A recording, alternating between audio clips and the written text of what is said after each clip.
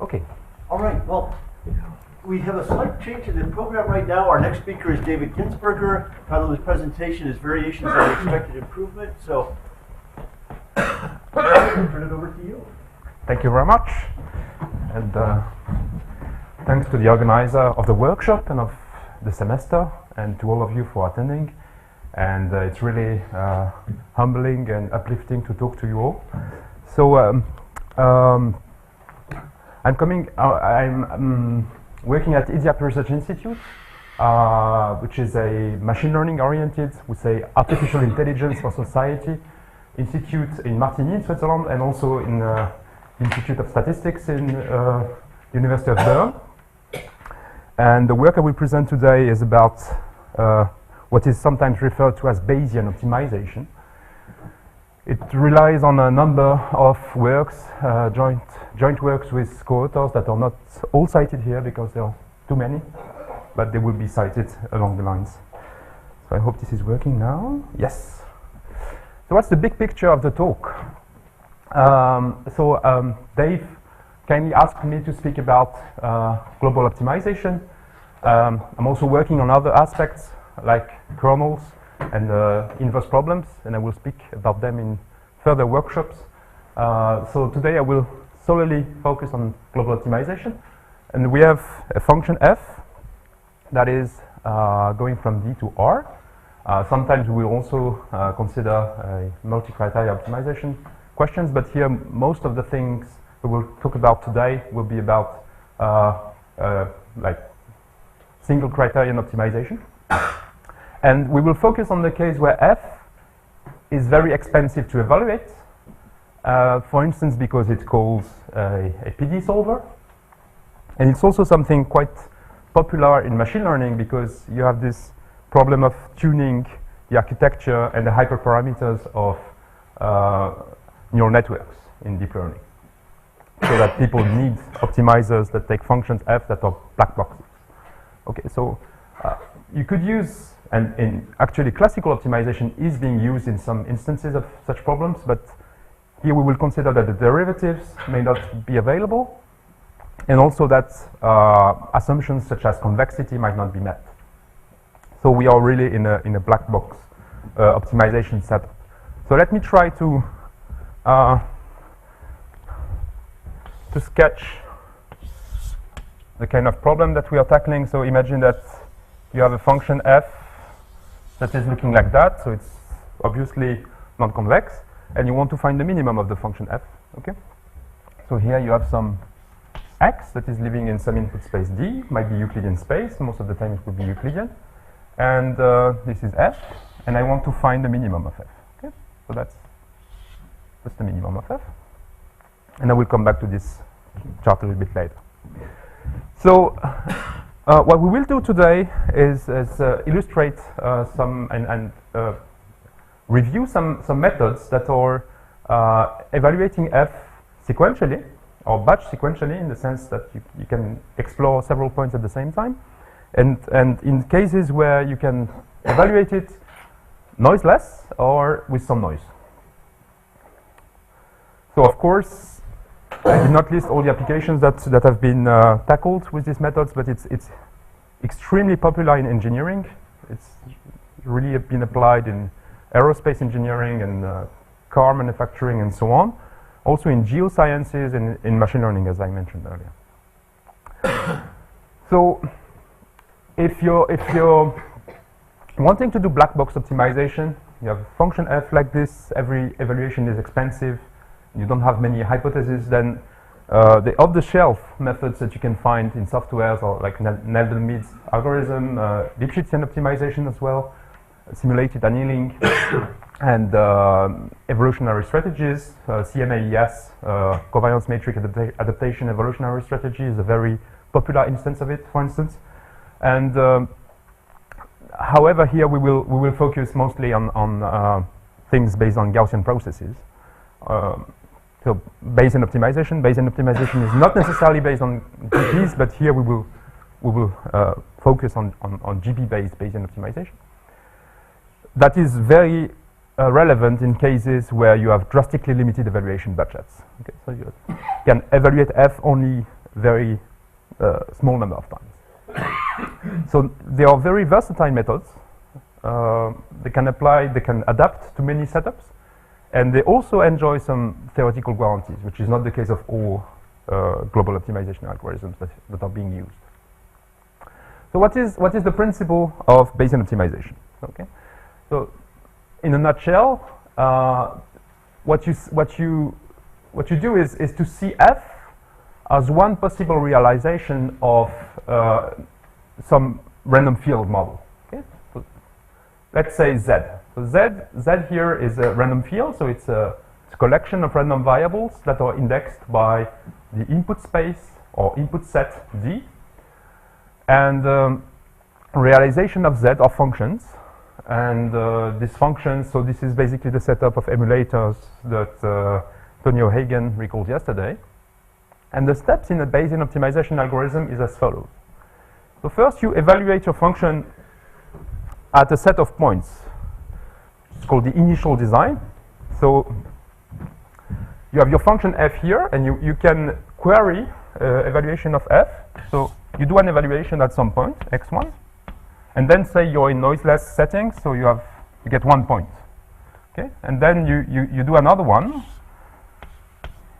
you get another point, and then you do a certain number. So now I will call it n naught. N naught is the number of initial evaluations that I have, and from these initial evaluations, you want to find a way to continue sequentially enriching your design in such a way that you will quickly locate points that are close to the optimum or to the optimizer. So you will loop, okay? Set n is equal to n naught, and while some convergence criterion is met, and the convergence criterion is often that your budget is over, but you update the distribution of the field by conditioning the field on the available observations that you have made at the points. And then you choose a new point xn plus 1 by maximizing a sampling criterion based on the current distribution of z, and you loop. Okay? You evaluate f at this new point, and then you loop. So based on these 3 points here, you want to find a clever way, a principled way of choosing a 4th point and then iterate. Okay? So again, we will develop this example a little bit further in what comes. But first, let's look at a kind of a showcase example in a hydrology inversion problem. So this is joint collaboration with a number of co-authors I will cite in the coming slides. So imagine that you have the following forward problem. So here we are interested in pollution, and we have a pollution, a contaminant that is being spread inside of an aquifer, so a geological reservoir, and the contaminant is starting from some source. The source is supposed to be here. So here we are in a controlled experiment, everything is done by simulation. We know that the contaminant is coming from here, and the game is to try to find the source of the contaminant in cases where you don't observe the source, but you observe the concentration of the contaminant at some wells. So here you have the source, and now the forward model is as follows. You simulate the evolution of a contaminant over time in this aquifer, and you measure the concentration, so the time series of concentration of contaminant at a few wells. So here we have plotted what happens at 3 wells. So you observe the concentration of contaminant as a function of time at well 2, at well 16, at well 22, okay, for instance. You could have more. So this is a little kind of test case example we have set up with these colleagues, and where you can play and change the number of wells that you want to take into account in the problem. And the game is, okay, I have observed these curves, and from these curves, I would like to find where the contaminant is coming from. So we address it in a very straightforward way, history matching way, basically. So we define a region where the contaminant could come from, and then we play by changing the simulation, I mean the parameter that determines the source contaminant, the source the location of the contaminant source, running the forward, and comparing the result that we obtain with some set of curves that stand for the observations. Okay? So we will play that game, and actually we will play it extensively over a grid. So basically I've defined a grid of potential locations for my contaminant source, and then at every grid point here we run the whole simulation, get the whole curves, calculate the misfit, and here we are representing the misfit as a function of the hypothetical location of the contaminant source. And what you can see is and it's quite a nice fact, is that the minimizer of this misfit here is the actual location of the source contaminant. So the problem is not too ill-posed in a way. Okay, so we have one minimizer of this function, one global minimizer of this function that here, this is where you reproduce exactly the reference concentration curves at the wells. So basically what you want to do in this problem, in the source contaminant source localization problem, is to find the green point when you don't know it, and you want to find it in a way that is a little bit more economical than doing the grid search. Okay? So here you do the grid search, you have like, say, about 1,000 evaluations that you need to do. Now you imagine that every evaluation is minutes or hours of calculation, sometimes days or months.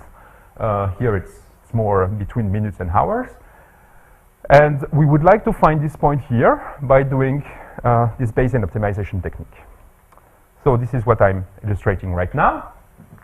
So now we are starting our design by some space filling initial design, so the blue points. So we just run the simulation for 9 points that are spread over the input space, and we evaluate the whole flow simulation for this 9 hypothetical localization of the contaminant source. We calculate the misfit, and then we try to approximate the misfit map based on these 9 points by using a Gaussian process prior, which has a Mattern covariance with regularity 3/2, which means it's once differentiable. Okay, so here we have the misfit function, and we have the approximation by a GP based on 9 points. And obviously, this approximation is really bad. Okay, it's a very rough approximation of this very complicated nonlinear function. Okay, so nobody would like to have to surrogate that function by this one and end with this.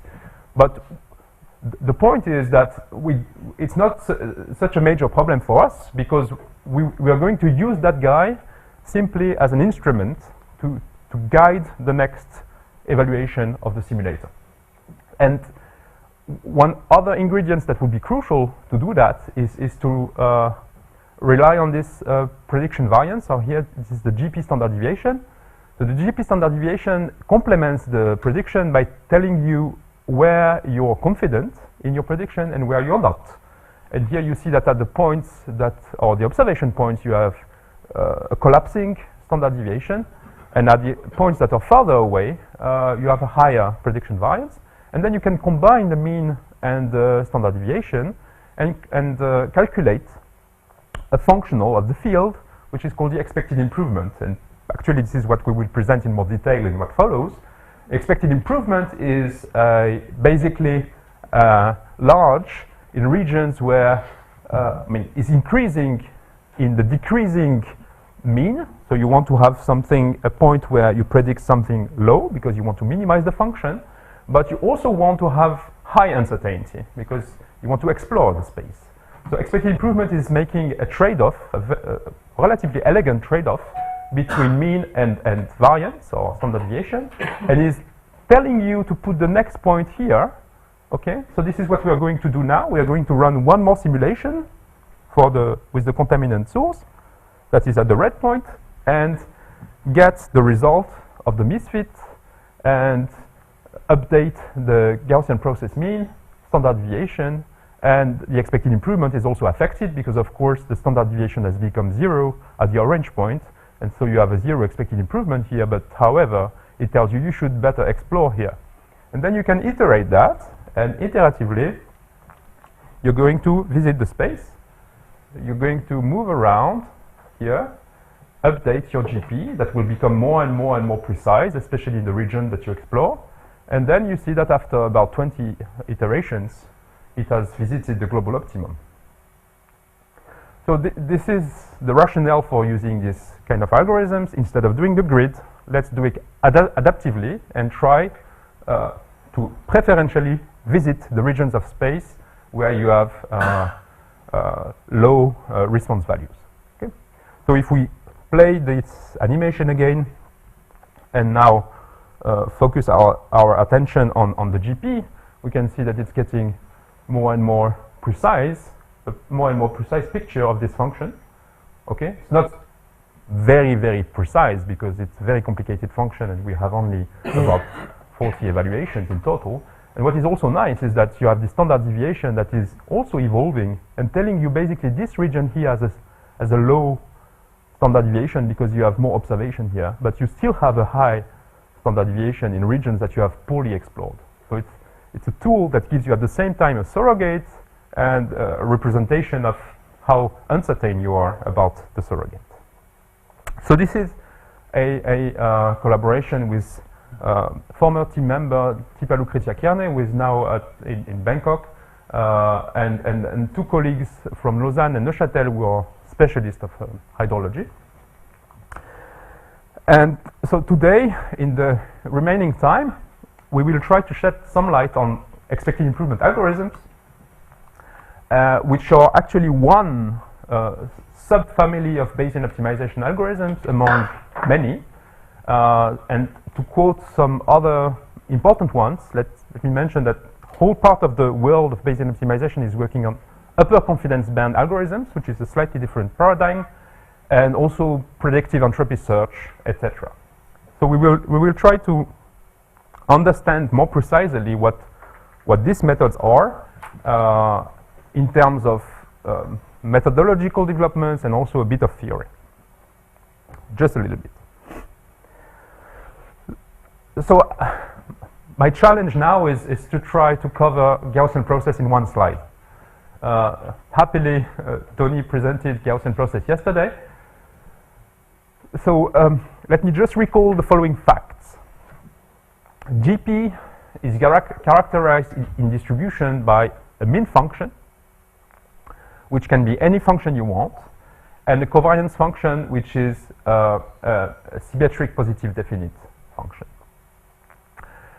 That what it means for a random field to be Gaussian is that the finite dimensional distributions are Gaussian. So if you take any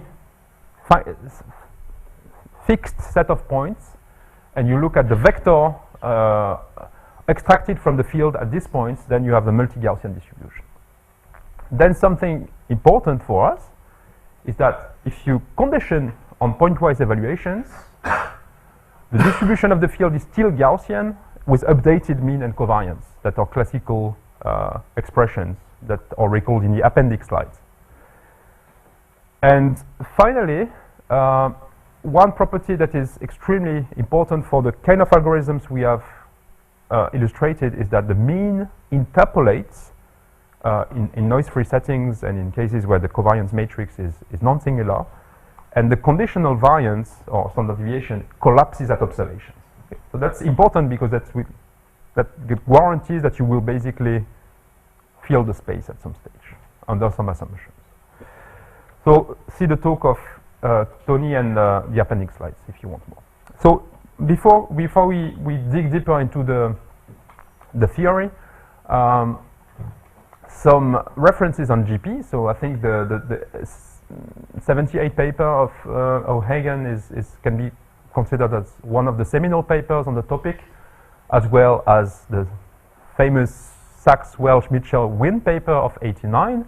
And you have also these two papers I put here because they are doing a very nice link between what is called Kriging, that comes from geostatistics, and the Bayesian approach. Okay? And this last one is just to point that the subject has become also a topic of interest in theoretical statistics. About GP-based optimization, this is not something new. This is something that started around 50 years ago. A paper can be traced back to 64 by Kushner, and then there was the legacy of Mokus, with actually still alive in Lithuania, I think, and has done a lot with a team with Žilinskas and others.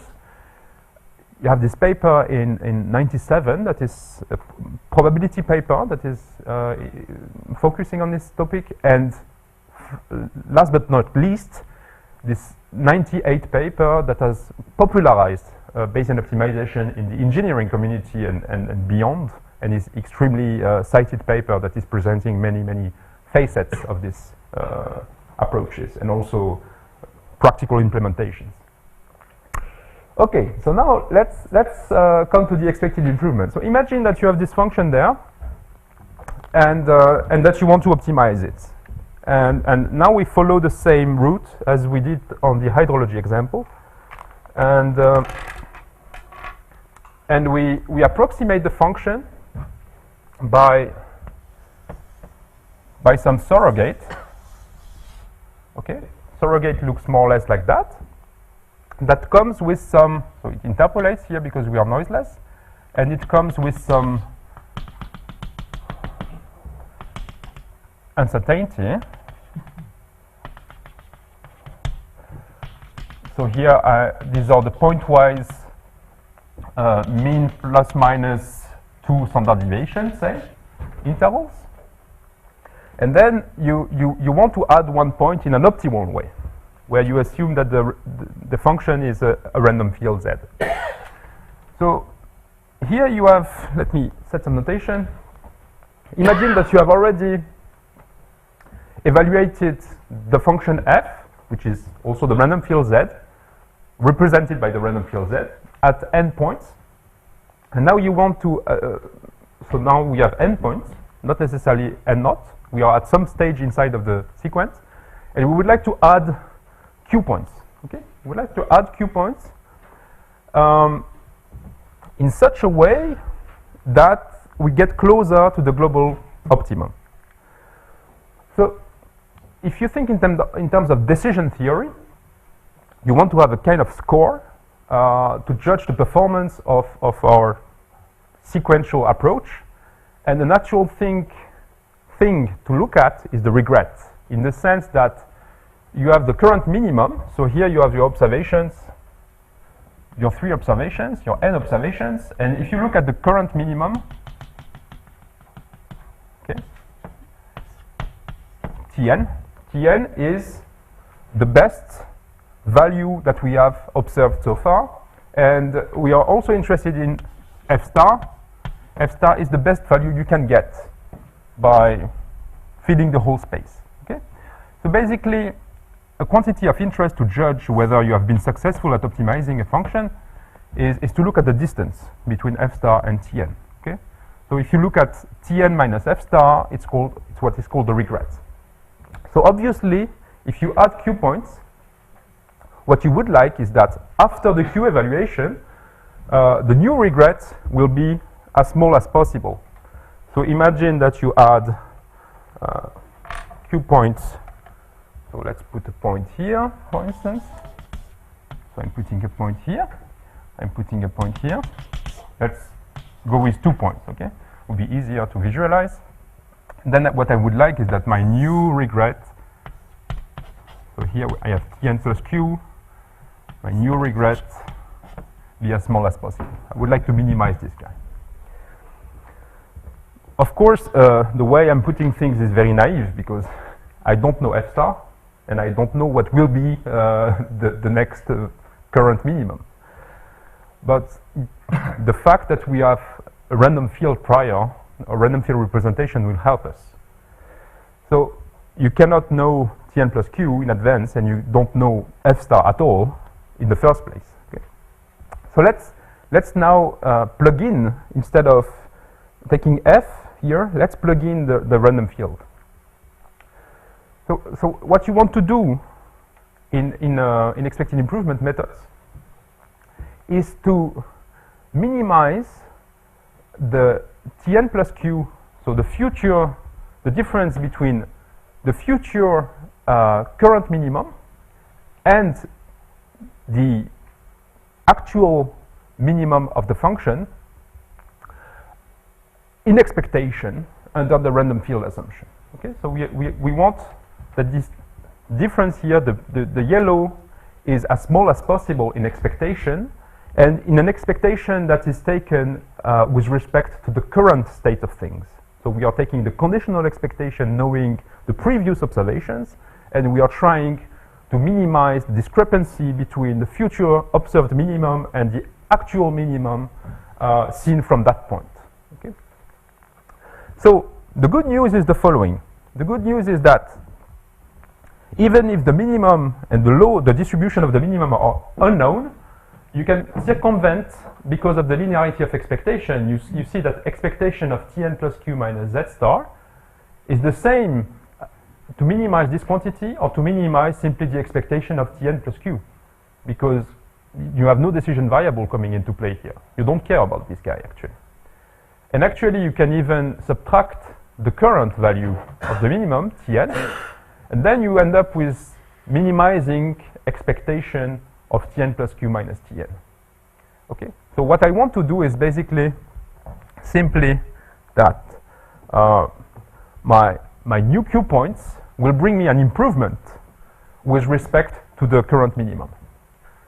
So now you can rewrite this guy, Tn, the current minimum minus the future minimum. It's simply the positive part of the current minimum minus the minimum of the future observations. If the future observations are all higher than the current minimum, then there is no improvement. And if one of them is bringing something, or the best of them is bringing something, then this is going to be my measure of performance, and then I'm going to take the expectation of that guy, and that's going to be the way I guide my sequence. So what we want to do in expected improvement methods is to maximize the expected improvement with respect to the Q points, Q candidate points that I want to add at the next iteration. So this criterion, in the case where you have only one point to add, it's the classical expected improvement, and it's simply the expectation of Tn minus Zx. Zx is just the field at one candidate point, positive part, and you can calculate it. It's a well-known derivation simply by noting that this guy has a conditional distribution which is Gaussian, with a mean which is the conditional mean of the random field and a variance that is the conditional variance of the random field. And then I end up with simply a truncated, something that is proportional to a truncated moment of a Gaussian, which is well known from people in finance, for instance. And I can just then analytically calculate this as a function of the posterior mean and the posterior standard deviation, and the CDF and the PDF of the standard Gaussian, and I can try to optimize this function as a function of x in order to perform my next evaluation. Okay, so this is the setup. So now a few properties of EI. So EI is non-negative. It's non-negative by definition. We are taking the expectation of the positive part of something. It vanishes at the design in the case of noiseless observations, simply because the standard deviation is vanishing. Okay. It is generally non-convex, concave. It's a very difficult function to optimize itself, but actually it's cheap. So you have replaced optimizing a very expensive function by another non-convex function, but which is cheap. And it's highly multimodal, so you need global procedures to optimize it. However, it is regular. If your kernel, your covariance kernel is sufficiently smooth, then outside of the observation points, EI will be a smooth function. You will have first, second order derivatives, and you can calculate them, and you can put them in some local optimizers. So what we often do is to use global optimization with local refinement in order to maximize EI. And finally, we have this important result. It's kind of the first result that has been proven for the convergence of EI, to the best of my knowledge, dates back to 2010, is that for some category of kernels, sampling sequentially using expected improvement will fill the space, provided your function belongs to the reproducing kernel Hilbert space with kernel K. So it's a very strong assumption. You assume a very smooth function, f, smoother than realization of the Gaussian field in general. And the assumption, paradoxically, about the kernel K is not that it's smooth, but conversely that it's not too smooth. So if you have a Gaussian kernel, then you cannot apply this proof scheme, because the Gaussian kernel is a bit pathological. It's pathological, and it might lead you to think that you have observed some regions while you have not observed them because of the too high regularity of the kernel. But if your spectral density is decreasing too fast, then you cannot use these arguments. But if the spectral density is the inverse spectral density is properly behaved, then you can use this no-empty ball. You can rely on the no-empty ball property, and you have. What you just said is a non-sharp result. So essentially, you're not excluding that Gaussian could work. I will tell you more. Your theory doesn't work. I will tell you more in a second about that. Okay. There is a paper about inconsistency of expected improvement with Gaussian kernel.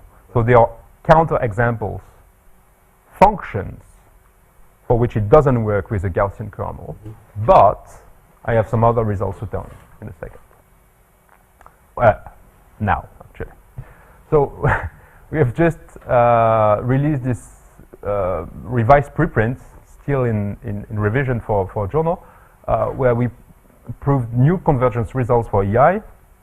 So this is Vasquez and Becht paper, 2010. And here in this paper, we take a different route. And instead of assuming a function f that belongs to some space, we assume that the function is a realization of a Gaussian process. And the results that we present here are convergence results of EI that don't assume anything about the kernel. So they are valid for any kernel in with probability 1, assuming that the function f is a realization of the Gaussian process associated with the kernel you use in the expected improvement algorithm, based on super martingale arguments. So now, let me turn to some very practical question, which is the parallelization. So I've straightforwardly presented expected improvement with Q points. So now you all know that we can use that in case we want to add Q points at a time. And it's quite useful. In particular, if you have a code, if you can parallelize the runs. Here I'm just speaking about the synchronous case, but there is also some research being done on the asynchronous case. But here, let's assume that all the runs have approximately the same duration, and that you want to add Q points. And then you want to calculate that guy. So remember that we had an analytical expression for the expected improvement for 1 point. So actually, the problem of calculating this Q point expected improvement is something that has generated some research. I've been working on that since my PhD, and it's still something that is ongoing actually.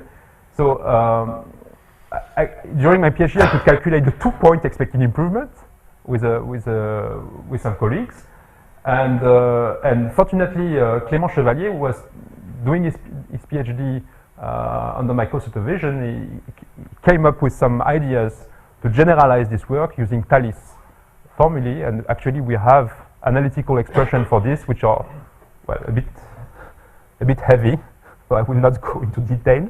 but you can calculate that. And oops.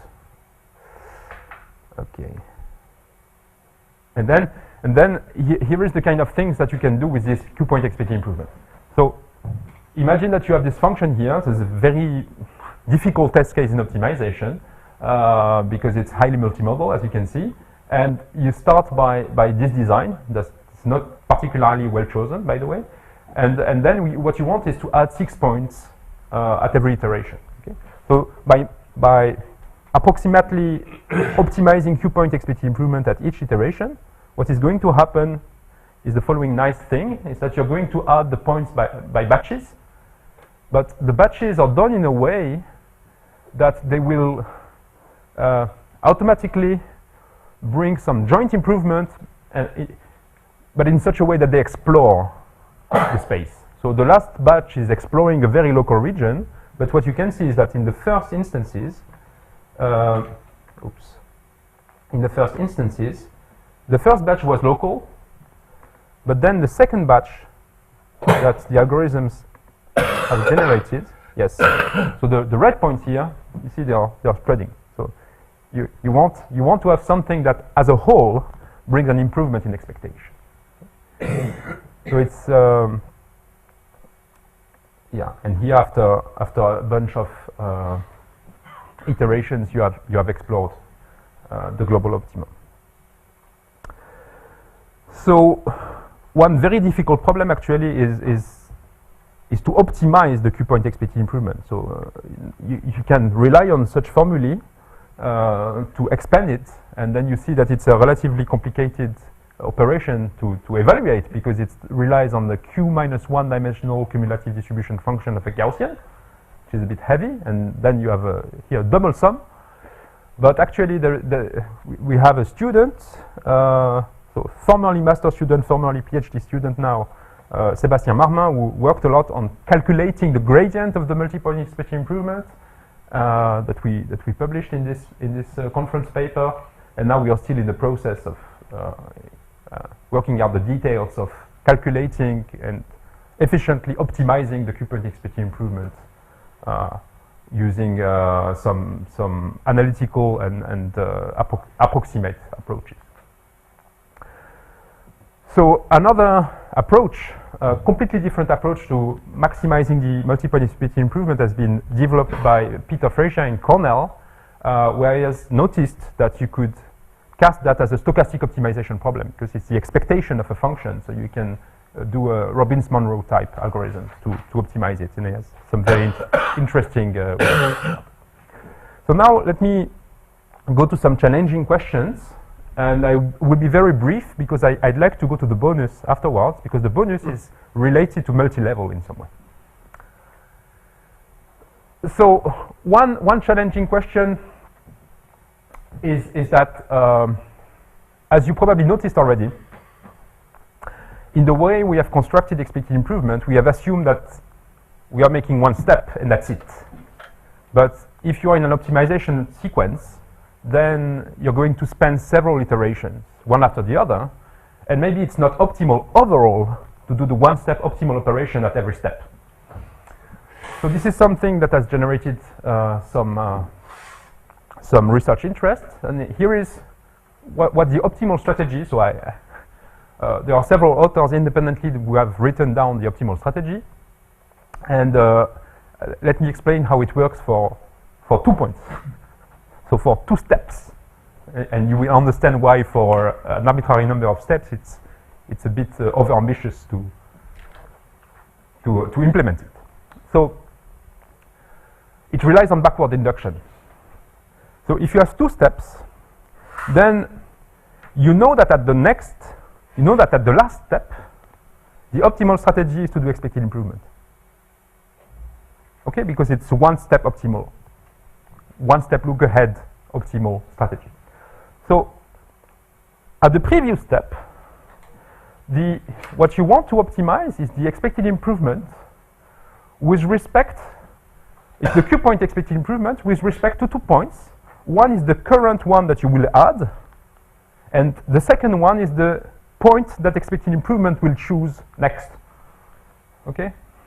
So you want to maximize the joint expected improvement of an arbitrary point x and x2 star, that is a random variable, that is the optimizer of the expected improvement that depends at the same time on x and on the future response at x. And then you can write down the backward induction and find the optimal strategy based on this principle. So already in the book by Mokus in 82, he was mentioning this problem. And independently, we have written down the optimal solution in these two papers. And there is an analysis of this in Grünwälder and et al., 2010. And recently, there has been, for some reason, people have, the topic has gained interest again 6 years after this whole stuff, 6, 7 years after.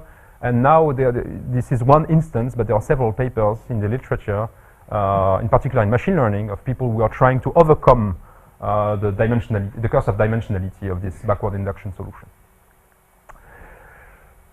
Another aspect that is very important to applied people is applying these principles in high dimensions.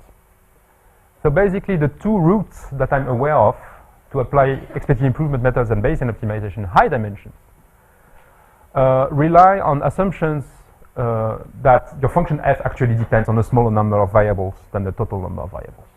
And the two routes that I know are either to try to identify a subset of variables, which is basically the vanilla way to deal with that. You do sensitivity analysis, you reduce your number of variables, and then you do optimization with respect to the new variables.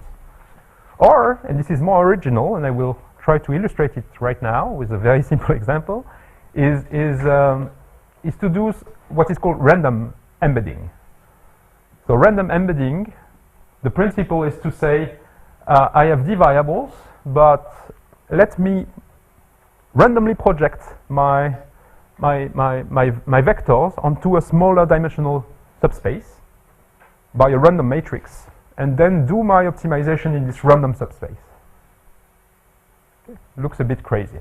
So there is a paper in 2013 called Bayesian optimization in billion dimensions via random embeddings. And then this is paper where they are more using like dimension reduction ideas. Here this is something that builds up on top of this called Rambo paper. Rambo is random embedding Bayesian optimization. And the thesis of Michael Binois, we worked on this, and we have some current work about this. So here's an illustration of the kind of rationale of Bayesian of random embeddings. So in random embedding, you imagine that you have a function f here that is represented by this map, this color map, that is depending, well, formally depending on two variables, but actually depends only on one. So you see that the variable is the function is constant in x1 and is variable only in x2. But the assumption that we will do here, and this is the principle that leads them to do Bayesian optimization in billion dimensions, but here we do it with dimension 1 and 2. We have two dimensions, but there is only one that is influential, and we will just draw a line randomly. So, okay, so we draw the blue line randomly, and then basically the idea is to say, let's optimize the function only in this direction. And since the function is depending only on one dimension, even if your blue line is oblique, if you go through the whole blue line, well, if you go through the whole blue line, you have a problem with the boundary here, because you go out of the domain. But if you just convexly project the blue line onto the domain, then you get this red manifold. And the red manifold, well, if you just optimize the function along this red set, then you can achieve all the values of the function. And so you know that you will find the global optimum of the function if you just perform an optimization along this red set. What they do is basically that they apply this in arbitrary dimension by random projection, linearly first, and then by convex projection onto the cube. And basically the only catastrophic case where things are going, or going really, really nasty is if you're close to collinear to the x1 line, then you don't see anything. But it suffices that you have a little bit of angle and that you have a sufficiently large blue line so that you can find the optimum with certainty. So that's the principle. Now, well, there has been attempts also to mitigate model uncertainty, because everything I've told you is that known, mean, and covariance kernel. And in the real world, you have to estimate covariance parameters, you have to estimate trend parameters, and expected improvement is only one step look ahead optimal under the assumption that you have a random field and you know everything about it. But if you don't know everything about it, you might want to integrate out all the parameters you estimate. So you can either make it full Bayesian, that's one approach. You can do parametric bootstrap, and what has been shown in a nutshell is that integrating the parameter uncertainty in expected improvement favors exploratory behaviors. Okay, so there are some references. And the transition to the bonus, a few other topics that are beyond our scopes, and I'm trying to give you some entry points in the literature. You have a very, very interesting stream of research on multi-objective, constrained, and robust Bayesian optimization. So Emrich is someone who has done pioneering work on calculating multi-objective expected improvement. Pichny has done a lot, Benoit, Feliot et al., and so on.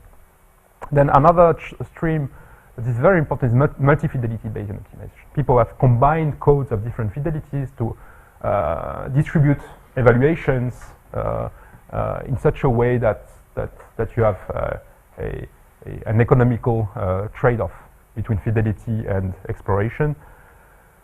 See the work of Forrester. It will be there, I think, at later. I'm not sure.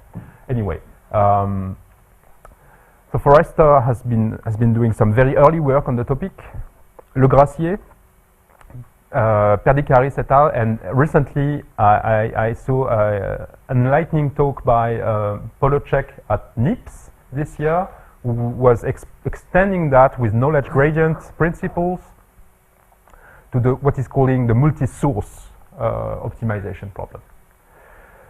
So now, for the remaining 5 minutes, before we have some questions and then coffee, let me just very briefly present you a noisy variation on expected improvement that is not so recent. It's something we have worked on in, was published in 2013, and we have worked on in some years before that. That is in some way related to multi-level.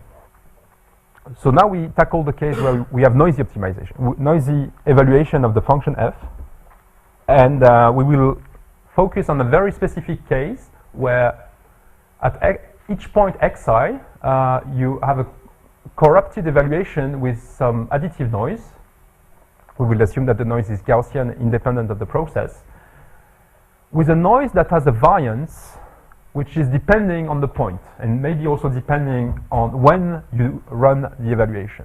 So basically, the motivation comes from Monte Carlo, where what you evaluate is something that is an expectation, and you can tune the number of particles. So PD solvers based on Monte Carlo that are used in neutronics, for instance. So now, instead of having evaluation of f, we have noisy evaluations, and then we end up with a vector of evaluation that could have some color, but here it's going to be independent. And we can control the variance of the noisy evaluations. And the idea that we want to do is to spend more or less time evaluating the simulator in regions that are more or less promising. So can we still do GP in such framework? Yes. It's well known. We can condition a Gaussian process on noisy, heterogeneously noisy optimization, noisy observations. It's fine. We have conditional expectation, and variance can be calculated, and can show you the equations if you want. Can we adapt the expected improvement? It's a bit subtle, so I will explain why.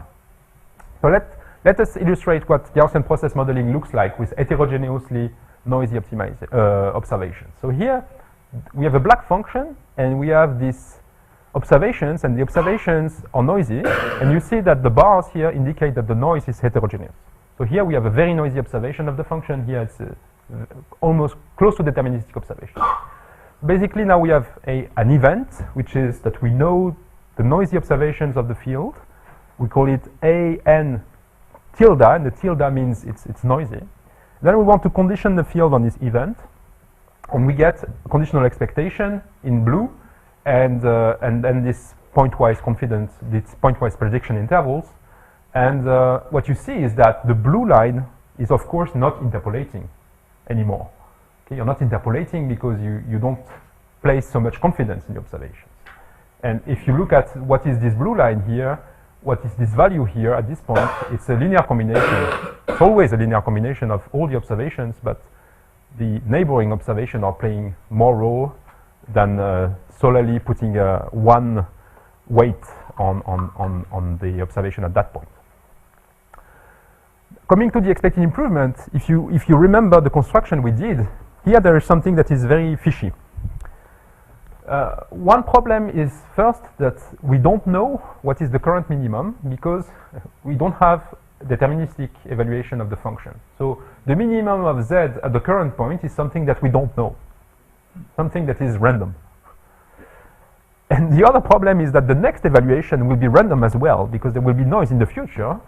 So it doesn't make sense to speak about, it doesn't directly make sense to speak about this improvement. Even though you could actually calculate it, and later on we realize that this is calculable even if it is very complicated. But yeah. So we have something that is not known and something that will remain not exactly known after the evaluation unless the evaluation is noiseless. So the idea that we worked on was to rely instead, and I will be brief on that, on quantiles. And so basically what we said is, well, let's look at the before-after setup. We have here a GP before a new evaluation, and now we add a new evaluation here. By chance, it's interpolating at that point almost. And then we try to figure out what is better on the second compared to the first one. What is it that we want to improve, basically? And we said what we want to improve, because we have noise, we want to minimize the function, and we are in a nuclear safety setup. It was the motivating application. So we want to have something robust. So we want to minimize, let's take a high quantile and say that what I want is that at the next evaluation, the high quantile of given level will be improved. So this is the idea. We focus on Kriging quantiles. Kriging quantiles can be calculated. They are just the mean plus a multiple of the standard deviation. And the very elegant result, I mean, at least to me, is the following. The quantile process, so seen from time n, the quantile in the future is the mean in the future plus the standard deviation in the future. And since we are in Gaussian process, we are homoscedastic in the observation. So the standard deviation in the future is deterministic, something that is known in advance. The mean in the future is not known in advance because it depends on the future observation, but it's a linear combination of the future observation, and so it's Gaussian. So the future mean, quantile, is something of which you can calculate the expectation and the variance, and the covariance. And then you can do expected improvement on that. And then you can define expected quantile improvement and calculate it the same way as you calculate expected improvement with different mean and variance. And here is just briefly result. Some illustration. So on this setup, it worked very well. Sometimes if you have too cheap initial design, it doesn't work that well. So here you have some very noisy observation of a function, which are the squares. And then we add, sequentially, we add points that are depicted by the circles. And the circles, large circles mean a lot of time invested on the point. So here we do Monte Carlo evaluation with time that is allocated dynamically. And you see that we start by some cheap evaluations, and then we locate the basin of optimum and start investing more and more and more and optimize in that way. So this is a paper that was published in Technometrics in 2013, and there is pioneering work on related questions, 2006.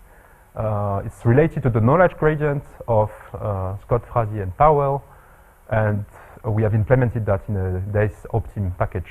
There is a tutorial paper about it. Thank you.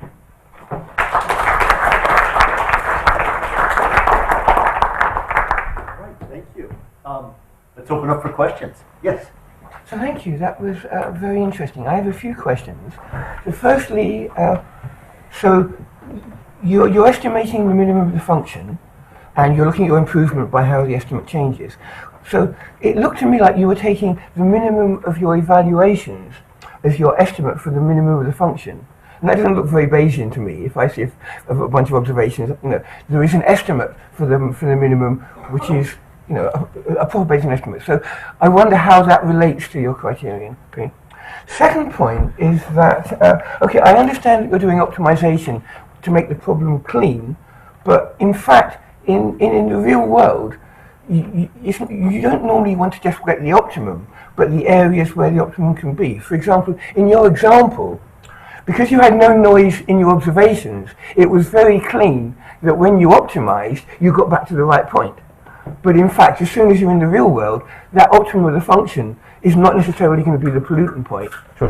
And if you're in a decision analysis framework, you would want to know not just what is the technically best decision, but like the family of all of the reasonably good ones. So really you're trying to find a set, and I wonder about that.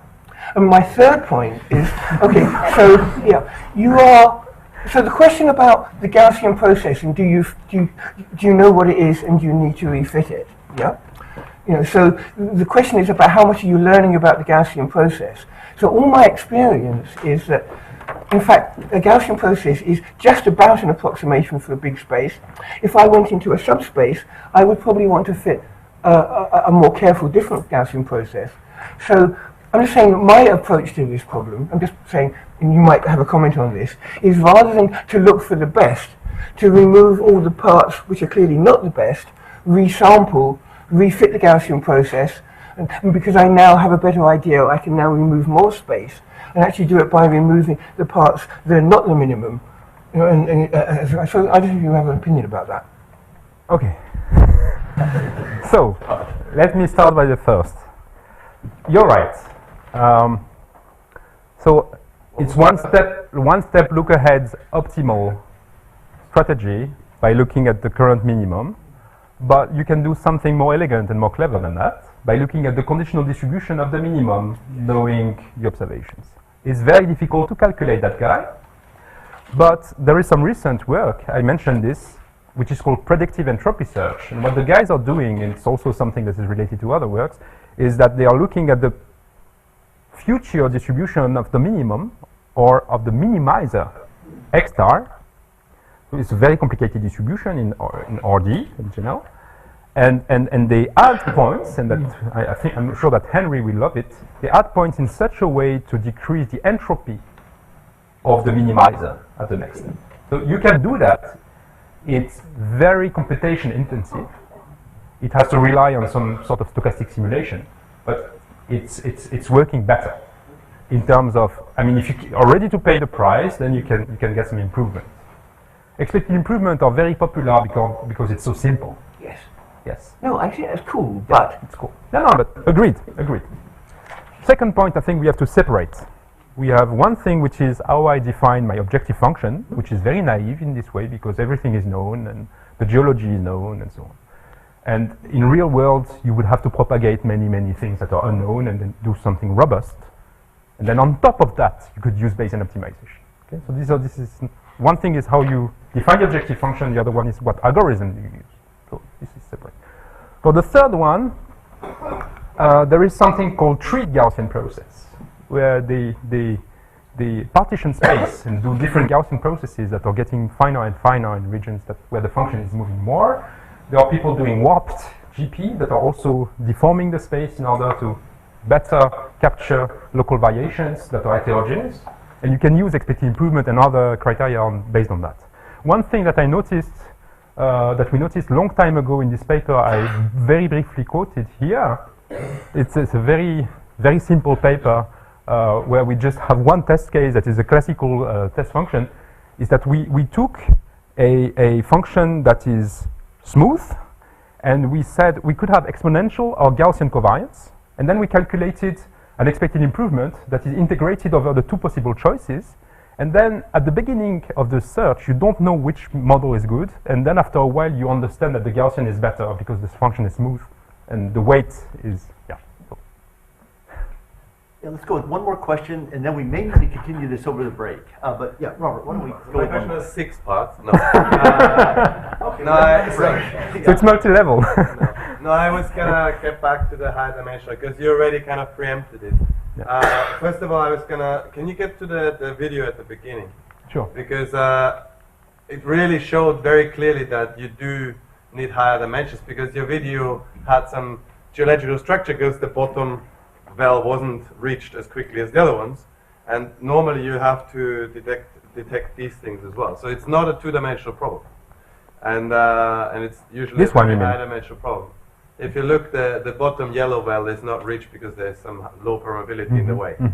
So I'm Well, saying it's rich, but after a while. yeah, much later Yeah. than purple, which it should reach. Sure, early. sure. So I'm just saying your random suggestion of an improvement, the random thing, is just a global strategy for searching in your expected improvement. It's not a different strategy. It still is a high-dimensional problem where you just have a particular global search for your expected improvement. What I don't get in your question is that the dimension of the number of wells is not coming into play in the expected improvement strategy I showed. Because here my dimension, my search No, dimension... I'm talking about the dimension of parameters. Ah. Really, there should be much more parameters in this problem. Sure, okay. And then your algorithm will blow up because you'll have Why? the number of modes will grow exponentially in this Gaussian process. If I spread my points out in d dimensions, you get whatever number to the d modes in principle. So actually here, I think I remember the 25 wells were used for this. Now, I'm not talking about the wells, I'm talking about the parameters. If you actually have the randomness of your medium as a parameter, Oh, yeah. as well as So the location. this is exactly where I want to move next. So Okay. what we are trying to do next is to do some robust optimization with respect to random geology as well, Yeah, that's what I meant. which is complicated. That's what I meant. Yeah, I want to go there. Yeah. I think we may have just converged to a good point to thank our speaker once again.